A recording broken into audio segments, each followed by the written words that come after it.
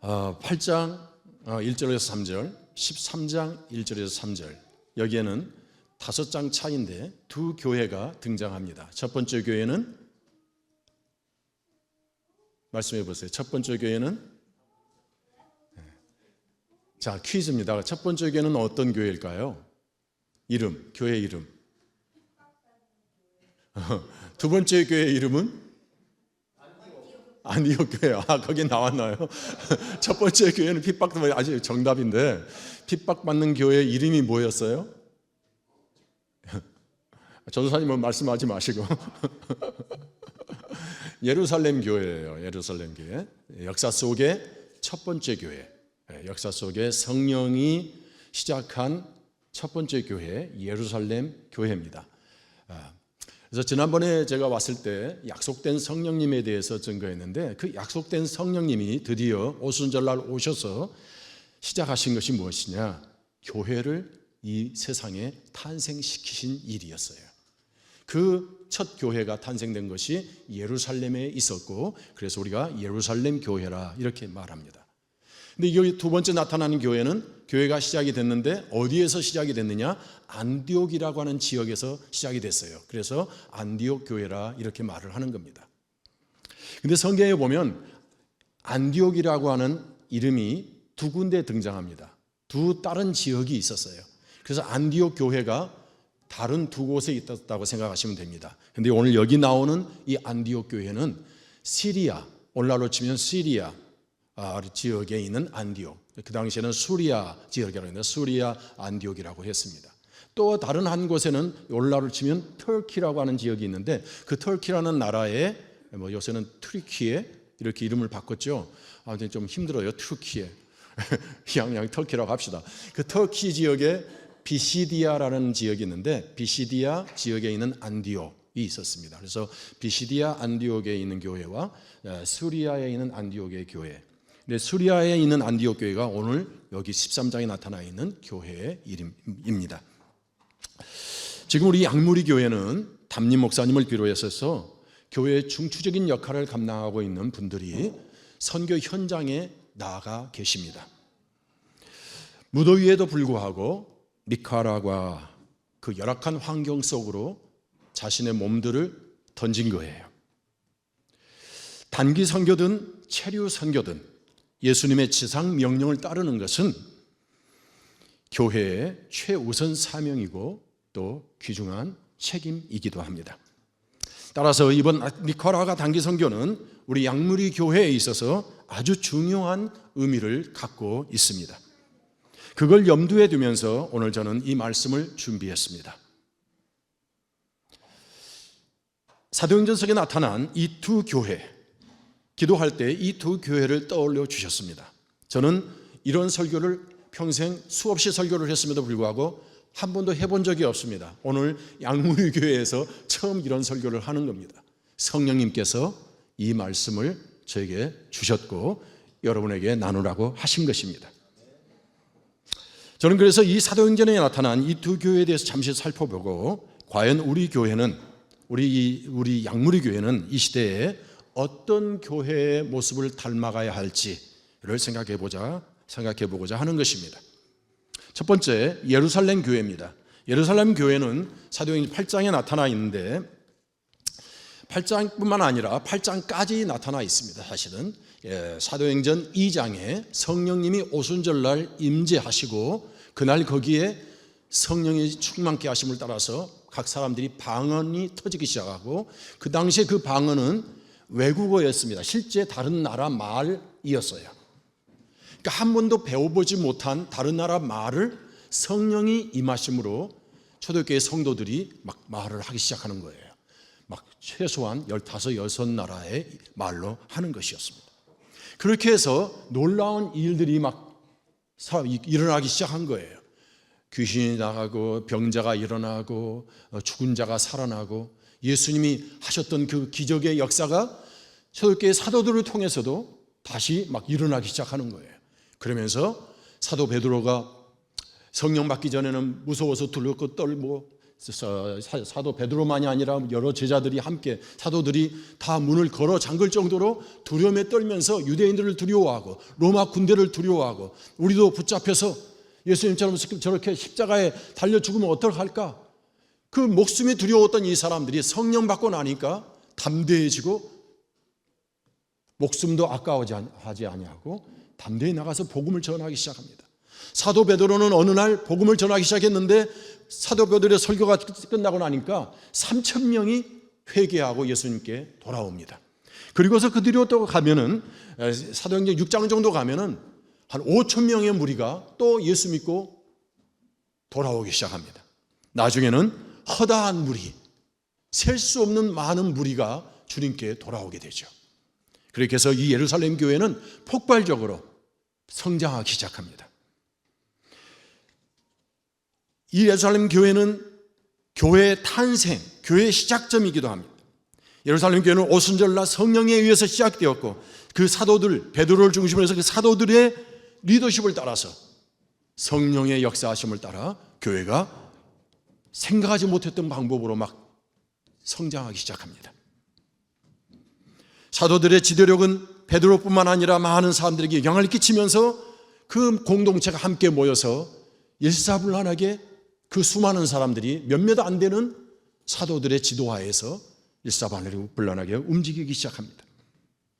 오순절날 성령님의 역사로 베드로 설교 후에 3,000명 그리고 5,000명 나중에는 셀 수 없는 사람들이 죽게 돌아오게 되는데 성령 충만한 사도들을 통해서 병고침과 기적과 놀라운 역사들이 일어나면서 하나님의 살아계시는 것이 증거되기 시작합니다. 하나님은 살아계시는구나. 이방 백성들이 예루살렘에 와가지고 하나님께 경배하기 위해서 많은 각 다른 지역에 있었던 사람들이 하나님께 와 예배하기 위해서 예루살렘에 왔는데 이 사람들이 사도들을 통해서 일어나는 놀라운 일을 목격하기 시작하는 것입니다. 사도행전 2장 42절 이하에 가면은 그들은 사도들의 가르침을 따라서 함께 모이고 모일 때마다 열심히 하나님 말씀에 귀를 기울이고 교제하고 떡을 떼고 그리고 모이면 기도하고 흩어지면 전도하는 일을 하기 시작했습니다. 그들은 공동체적인 삶을 시작하면서 또 나누는 데 열심을 다했습니다. 그 가운데서 바나바라고 하는 사람은 자기 집에 재산을 팔아가지고 전 재산을 판 것은 아니지만 큰 재산을 팔아가지고 사도들을 발 앞에 갖다 놓고 이 재산을 나누어서 어려운 사람들, 불쌍한 이웃들을 위해서 나누기를 원합니다. 이렇게 하면서 유무상통하는 정말 사랑을 실천하는 일들이 일어나기 시작합니다. 이는 강제적인 공산주의가 아닌 자발적인 사랑과 연합의 열매였습니다. 이것이 다 성령의 일하심이었습니다. 그런데 이들에게는 좋은 일이 있으면 또 어려운 일도 생긴다고 내부적으로 다툼이 생기기 시작했습니다. 한쪽에서는 열심히 부흥하고 황성하게 교회가 성장하기 시작하니까 다른 한쪽에서는 다툼이 일어나기 시작하는 거예요. 사단이 든타는 것입니다.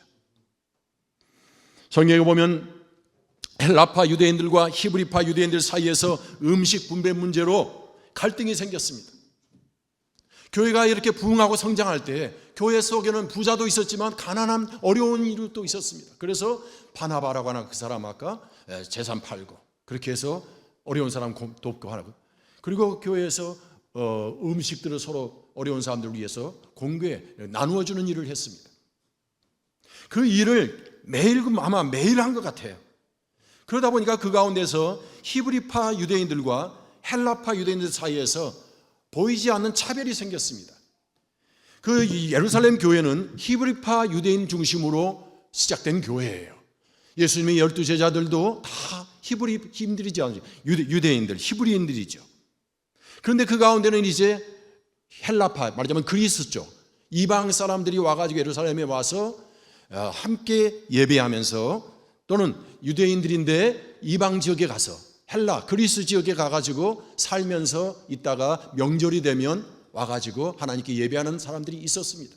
그러다가 예수님의 복음을 듣고 예수님의 기적을 체험하면서 주님의 교회로 들어온 사람들이 있었죠. 그 사람들 사이에 갈등이 있었던 거예요. 그런데 그 갈등 속에서 이들이 분리되지 아니하고 하나님 앞에 기도할 때 성령님께서 지혜를 주십니다. 너희들 가운데서 성령이 충만하고 지혜가 있는 그리고 덕망이 있는 사람 7명을 택해라. 그래서 평신도들 가운데서 7명을 선정해서 그들을 집사님으로 세워서 그들에게 안수를 하고, 다시 말하면 안수 집사님으로 세우고 그분들이 공개하는 일, 음식을 분배하는 일을 맡도록 했습니다. 그렇게 하고 사도들은 기도하는 일과 말씀 전하는 일에 전적으로 헌신을 하죠.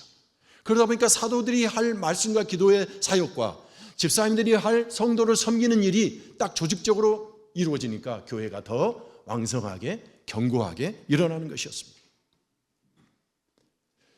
그럼에도 불구하고 10월의 시간이 흐르면서 해가 바뀌고 점점 교회는 성장합니다. 그런데 교회의 그 급속한 성장과 사도들의 담대한 설교를 통해서 많은 성도들이 부흥을 했지만은 유대의 지도자들, 유대교를 신봉하는 사내들인의 그 지도자들은 이 새로운 종파, 어떻게 하면 새로운 이단이라고 할 수도 있는 그들의 눈에는 이 예수를 믿는 자들의 모임을 보니까 너무너무 놀라운 일이 일어나는데 이게 싫은 거예요. 그래서 유대교의 전통적인 그 지도자들이, 제사장과 장로들과 유대 사내들인의 국회의원들, 그 당시의 국회의원들이 이걸 보면서 싫어했습니다. 이작자들을 그냥 두면은 안 되겠다. 어떻게든지 이 모임을 해산시키고 이들이 예수를 따르는 일을 하지 못하도록 해야겠다 싶어가지고 박해를 하기 시작합니다. 그렇게 해서 심한 박해가 시작이 되는데, 베드로와 요한은 사장에 가보면은, 사도행전 4장에 가보면 베드로와 요한이 체포됩니다.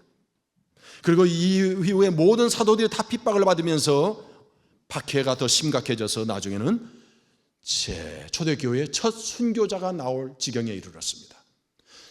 퀴즈입니다. 초대교회의 첫 순교자의 이름을 말해 보십시오. 아유, 박수 쳐줍시다. 박수. 이 스데반, 첫 순교자 스데반은 사도가 아니었어요.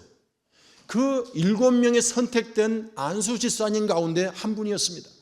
스데반 집사님이 순교를 당하는 겁니다.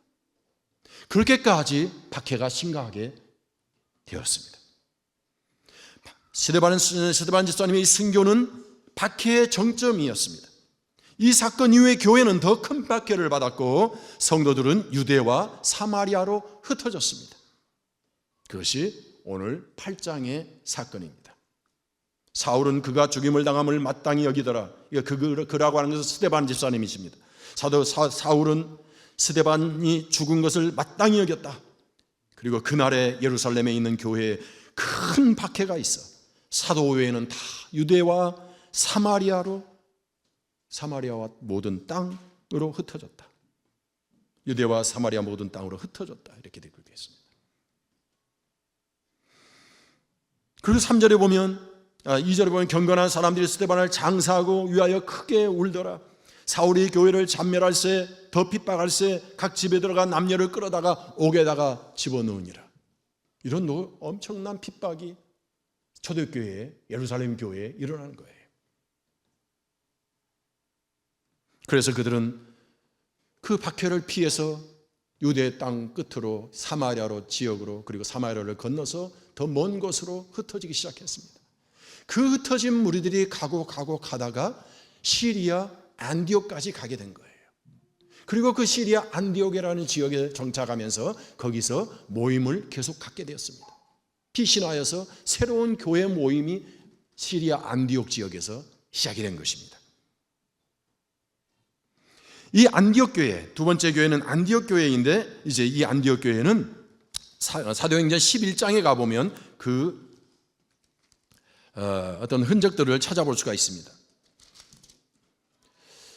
11장 9절에 가면, 19절에 가면 이런 말씀이 있어요. 그때 스데반의 일로 일어난 환난으로 말미암아 흩어진 자들이 베니게와 구브로와 안디옥까지 이르러 유대인에게만 말씀을 전하는데, 그중 구브로와 고레네 사람 몇 사람이 안디옥에 이르러 헬라인에게도 말하여 주 예수를 전파하니 주의 손이 그들과 함께 하심에 수많은 사람이 믿고 주님께 돌아오더라. 이렇게 기록되어 있습니다.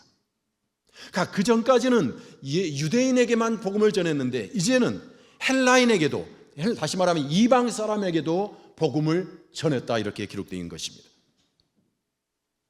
안디옥에 이르러 헬라인에게도 이방인에게도 말하여 예수를 전하니 주님께서 함께 하심에 거기에도 많은 믿는 무리가 생기기 시작했다는 거예요.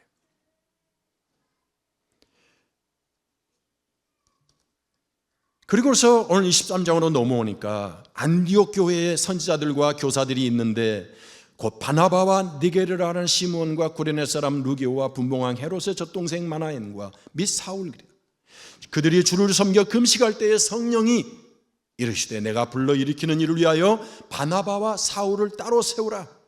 그래서 그들은 금식 기도하면서 성령님의 말씀하신 순종해서 바나바와 사울을 따로 세우고 그들을 위에서 기도하고 안수하고 파송합니다. 그것이 3절의 내용들이죠.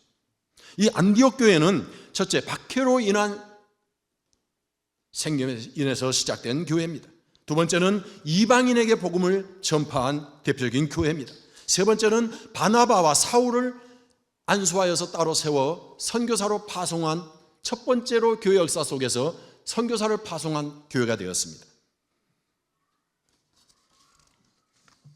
그 교회 중심 일꾼들은 여기 기록된 대로 이 13장 2절에 기록된 대로 쭉 이름들이 1절에 기록된 대로 이런 리더들이 있었습니다. 그 중에 두드러지게 바나바와 사울이라고 하는 이름이 들어가게 되는데 이 바나바와 사울을 하나님께서 따로 구별해라 이렇게 말씀하신 거예요. 다시 말하면 이것은 그 교회에서 가장 중요한 역할을 맡고 있는 중추적인 리더 가운데 최 1번, 2번을 따로 불러가지고 세워서 따로 멀리 보내라는 것입니다. 아, 주님, 3번도 있고 4번도 있고 5번도 있고 그 다음 다른 사람들도 있는데 왜 이렇게 지금 가장 중요한 역할을 하는 리더들을 보내라고 하시는 겁니까? 보통 교회에서는 담임 목사님 계시고 뭐 부목사님들 계시고 뭐 선교사, 뭐 전사님들도 계시고 막 그래가지고 평신도 가운데서 또는 목사님들 가운데서 누가 한 사람이 선교사로 헌신하면 그 사람 보내잖아요. 그런데 주님께서는 그날 안디옥 교회에 너희들 가장 너희들이 존경하고 소중히 여기는 그 지도자 2명, 첫 번째와 두 번째 그 사람들을 보내. 그렇게 말씀하시는 거예요. 그러니까 우리가 일반 상식으로 생각하면 주님한테 따지겠죠. 아니 주님, 지금 우리 교회 형편이 지금 막 승승장구하고 있는데 가장 중요한 자리 역할을 하고 있는 이 두 사람을 갖다 보내버리면 어떻게 합니까? 근데 교회는 누가 책임지신다? 주님이 책임지신다. 왜? 주님의 교회니까. 주님이 세우신 교회니까. 우리 양무리 교회도 주님이 책임지고 계신 줄 믿습니다. 왜? 주님이 세우셨으니까. 주님이 시작하게 하셨으니까. 그리고 처음 박준호 목사님, 그리고 윤길남 목사님, 그리고 김정도 목사님, 저는 뭐 어쩌다 한 번씩 보조자로 오지만 그들은 다 주님의 일꾼들이에요. 주님이 불러 세워서 사용하시는, 쓰시는 그냥 일꾼의 종에 불과한 거예요. 주인은 누구세요? 주님이세요. 주님이 세우시고 이 교회를 시작하셨고 우리를 불러 모아서 주님의 어떤 사명을 위해서 오늘 여기에 불러 모아놓은 것입니다. 그 주님의 사명은 무엇입니까? 가장 첫 번째 사명이 지상명령이라는 것입니다. 예수님이 두 개의 가장 중요한 명령을 하셔요. 저는 첫 번째는 새 계명을 준다 너희에게. 새 계명은 하나님 사랑, 이웃 사랑이죠. 우리의 관계 속에서 우리가 서로 사랑하고 그 사랑을 가지고 우리 주변에 믿지 않는 그 영혼들에게 가서 주의 사랑을 나타내라는 것입니다. 두 번째는 사명인데, 지상 사명인데 일이에요. 그것은 지상 명령이라는 말로 표현되어 있는데 마태복음 28장 18절 이하에 잘 나와 있죠. 너희는 가서 모든 족속을 제자를 삼아. 마가복음에서는 너희는 온 천하의 만민에게 다니며 복음을 전파하라 이렇게 말씀하십니다. 그것이 지상 명령인데 그 사명을 위해서 우리 주님께서 교회를 세우시고 오늘 우리를 불러 모아 주셨습니다. 그리고 중요한 지도자들인 우리 목사님과 담임 목사님과 지금 장로님과 권사님과 뭐 보니까 뭐 찬양인도 하신 분마저도 또 신학교를 가겠다고 지금 뜨겁게 불타오르고 있는 우리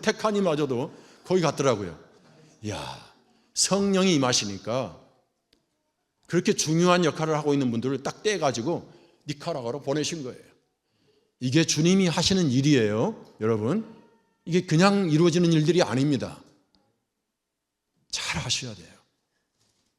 여러분들도 다음번에 이런 기회가 오면 주님, 저도 좀 보내주세요.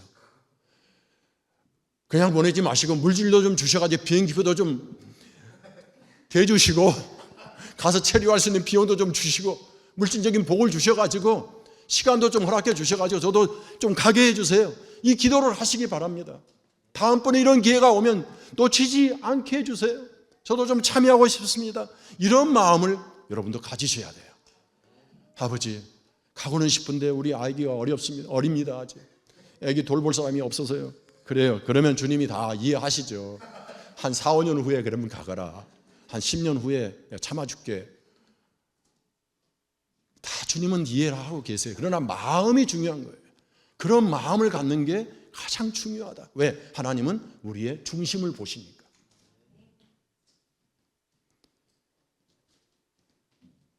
예루살렘 교회의 중요성은 역사 속에서 교회의 태동을 시켜준 어머니 교회로서의 역할을 한 것입니다. 그런데 이 어머니 교회 역할을 했던 이 예루살렘 교회가 폭발적으로 부흥하면서 잊어버린 것이 하나 있었어요. 만민에 나가서 복음을 전하라고 하는 주님의 지상명령을 깜빡했습니다. 교회가 막 3,000명, 5,000명 허다한 물이 막 부흥하다 보니까 그 당시에는요, 여러분, 이 건물이 없었어요. 그냥 집에서 모이는 겁니다. 이 집 저 집에서 막 분단돼서 모이는 거예요. 그러다가 어쩌다 한 번씩 그룹으로 모이기도 하고 이런 예배당이 없었어요. 그냥 하우스 처치, 가정교회로서 지역에서 모였던 겁니다. 마가의 다락방에서도 모이고 큰 집이 있으면 그 집 마당에서도 모이고 막 그러는 거예요. 막 공원에서도 모이고 다 근데 예수 그리스도의 이름으로. 그런 교회가 망성하게 일어나는데 가난한 사람, 어려운 힘든 사람도 모이니까 교회가 그리스도의 사랑으로 하나님 사랑, 이웃 사랑하라고 했으니까 사랑으로 섬기고 막 그러는데 교회 내부적인 일만 많아지고 밖으로 신경을 못 쓰는 거예요. 주님께서는 예루살렘과 온 유대와 사마리아와 땅끝까지 이르러 복음을 전하라고 하셨는데 그걸 깜빡하고 있었던 거예요. 그러다 보니까 세월이 흘렀는데도 아직 안 나가고 있으니 하나님께서 마치 웅덩이, 여러분 고인 웅덩이 생각해 보세요. 상상해 봅니다. 고인, 제가 시골에서 자랐기 때문에 저희는 포장된 집 도로가 아니었어요. 비가 오면요, 비가 좀 많이 오면 막 웅덩이들이 많습니다. 그러면 거기에 물이 막 고여요. 그럼 우리는 막 애들이 막 고무신 신고 막 도망 뛰어다니고 막 그러죠. 학교도 갈 때도 마찬가지. 그래 막 뛰어가다 보면 그 웅덩이를 막 발로 밟아요. 밟으면 막 여기도 옷가랑이 여기도 막 젖고 옆에 같이 뛰어가는 다른 애 옷가랑이에도 막 흙탕물이 막 튀고 그래요. 그런 경험 해보셨나요? 마치 발로 막 그냥 그 일부러 막 밟은 것처럼 물이 그냥 사방으로 팍 터지는 거죠. 하나님이 사명을 망각하고 있는 이들을 깨우기 위해서 어쩌면 예루살렘 교회의 8절에 있는 것처럼 핍박을 허락하셨을 거라고 저는 생각해 봅니다. 승승장구하던 그 교회가 주님의 지상명령을 깜빡하고 있던 그 시기에 자기 안의 문제만 가지고 씨름하고 있는 이들에게 그게 아니야 얘들아. 너희들 좀 제발 딴 나라로 가서 다른 민족에게도 예수 이 복음을 전하지 않겠니? 그래서 핍박을 허락하시고 그들이 흩어버리시고 예루살렘 교회가 흩어져 버린 거예요. 하나님의 방법에 의해서 하나님이 허락하신 박해라고 하는 그 방법을 통해서 다른 지역으로 퍼져나갑니다. 그 경험을 한 성도들이 안디옥에 와가지고 깨달은 거예요. 아, 교회가 성장하고 교회가 부흥하면 또 다른 민족에게, 또 다른 사람들에게 우리가 나아가야 되는구나. 그것을 인식하고 하나님의 성령이 말씀하실 때 즉각 순종하고 자기의 가장 아끼던 리더들 2사람을 세워가지고 안수하고 그들을 보내는 겁니다. 거기서 세계 선교가 시작된 거예요. 그래서 세계 선교는 어디서, 어느 교회에서 시작됐다? 안디옥 교회에서.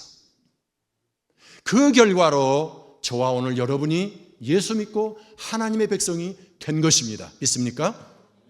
그 일을 오늘 우리 교회가 계속 해가는 것입니다. 그것이 우리의 사명입니다. 그래서 그를 위해서 솔선수범해서 먼저 니카라과에 가서 지난주부터 이번 목요일까지 그렇게 헌신하고 계시는 거예요. 결과적으로 보면 우리 양무리 교회가 그들을 거기에 보낸 겁니다. 우리 양무리 교회가 그들을 뒷받침하고 있는 겁니다. 우리 양무리 교회가 존재하지 않았다면 어떻게 그분들이 거기에 오늘 가서 있을 수가 있겠습니까? 그럼 우리가 할 일은 무엇입니까?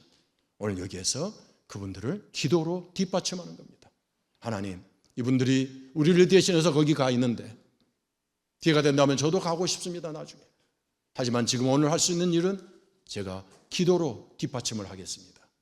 그분들이 일을 잘 마치고 목요일날 건강한 모습으로 안전하게 돌아가게 되기를 원합니다 하면서 우리가 기도로 뒷받침을 해줘야 돼요.